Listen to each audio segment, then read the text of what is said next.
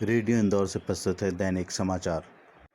केंद्रीय स्वास्थ्य मंत्रालय ने सूंघने और स्वाद की क्षमता में कमी को भी कोरोना वायरस के लक्षण में शामिल कर लिया है। यह फैसला कोरोना वायरस संक्रमण रोकथाम के लिए गठित राष्ट्रीय टास्क फोर्स से चर्चा के बाद लिया गया।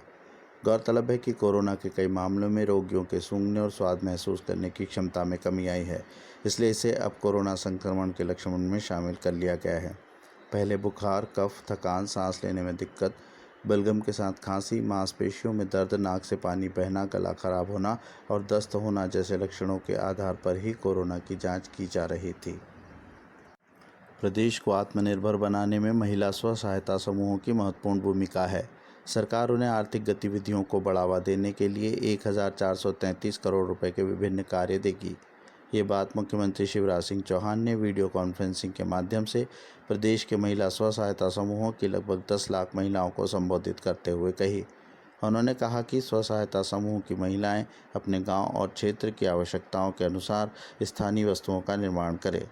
उन्हें बाजार उपलब्ध कराने में सरकार उनकी मदद करेगी। इंदौर में प्री मानसून की बारिश का दूसरा दौर शुरू हो गया है। इसका असर 3 दिन तक रहेगा। बादल छाए रहेंगे, बारिश भी बीच बीच में होती रहेगी। दूसरे दौर की बारिश से कुल बारिश का आंकड़ा 4 इंच पार हो सकता है। 12 दिन में दूसरी बार प्री मानसून सक्रिय हो गया है, जबकि 11 दिन बाद यानी 22 जून को मौसम विभाग सक्रिय मानसून की आमद घोषित कर सकता है। प्रदेश के मुख्यमंत्री शिवराज सिंह चौहान ने कहा है कि राज्य के हालातों को देखते हुए अब जुलाई में भी स्कूल नहीं खुलेंगे। सरकार ने पहले 30 जून तक स्कूलों को बंद रखने के आदेश दिए थे। मुख्यमंत्री ने यह बात स्व सहायता समूहों से बातचीत के दौरान कही। उन्होंने कहा कि जून माह के अंत में दोबारा बैठक होगी। सभी पक्षों से बातचीत के बाद आगे का निर्णय लिया जाएगा। फिलहाल प्रदेश का शिक्षा विभाग केंद्र की गाइडलाइन का इंतजार कर रहा है। इसके बाद ही सरकारी और निजी स्कूलों के लिए दिशा निर्देश जारी किए जाएंगे। योग गुरु बाबा रामदेव के पतंजलि योग पीठ के मुख्य कार्यपालन अधिकारी आचार्य बालकृष्ण ने कहा है कि कोरोना वायरस को फैलने से रोकने और संक्रमितों को ठीक करने की आयुर्वेदिक दवा तैयार हो चुकी है। उन्होंने कहा कि दवा का 100% परिणाम देखने को मिला है। दवा से 80% मरीज केवल 5 से 6 दिन में ही ठीक हो गए।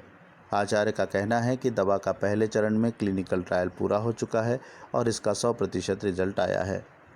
आने वाले 3-4 दिनों में ठीक हुए मरीजों के डेटा के साथ सारे सबूत दुनिया के सामने रखे जाएंगे।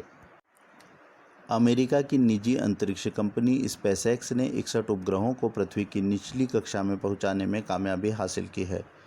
शनिवार को फ्लोरिडा के कैप कैनावेरल अंतरिक्ष केंद्र से फाल्कन 9 रॉकेट के जरिए अंतरिक्ष में उपग्रहों को भेजा गया। इसमें 58 स्टारलिंक और 3 स्काइट उपग्रह शामिल हैं। अमेरिकी कारोबारी एलन मस्क की कंपनी दुनिया भर में हाई स्पीड इंटरनेट मुहैया कराने के लिए स्टारलिंक उपग्रह का नेटवर्क तैयार कर रही है।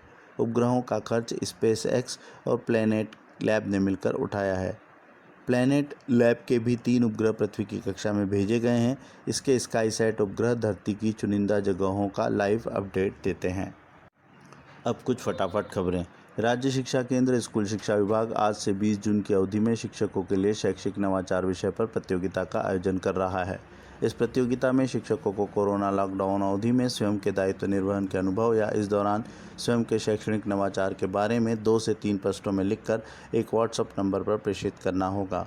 अमेरिका की पहली हिंदू सांसद तुलसी गबार्ड ने कहा है कि इस मुश्किल वक्त में दुनिया को भगवद गीता से ताकत और शांति मिलेगी।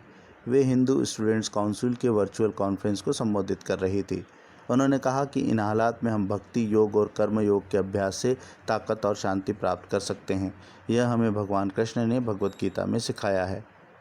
उत्तराखंड में देहरादून स्थित भारतीय सैन्य अकादमी IMA से पास होकर 333 युवा अफसर सेना में शामिल हो गए हैं। शनिवार को पासिंग आउट परेड में 9 मित्र देशों के 90 कैडेट्स भी शामिल हुए, यानी कुल 423 अफसरों ने इसमें हिस्सा लिया। 87 साल के इतिहास में पहली बार कैडेट्स के माता पिता इस कार्यक्रम में शामिल नहीं हो सके। आज के लिए बस इतना ही। नई खबरों के साथ मिलेंगे अगले बुलेटिन में। अंतर्राष्ट्रीय, राष्ट्रीय और प्रादेशिक समाचारों को सुनने के लिए सब्सक्राइब करें हमारा चैनल रेडियो इंदौर। जय हिंद, जय भारत।